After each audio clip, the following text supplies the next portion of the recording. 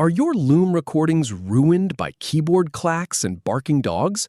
Learn how to enable the background noise filter and get crystal clear audio in under 1 minute.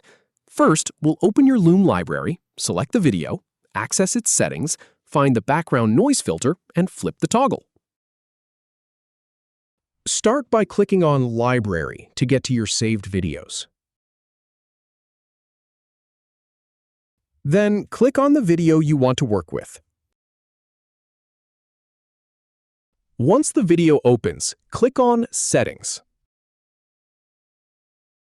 Look for the background noise filter in the Settings panel.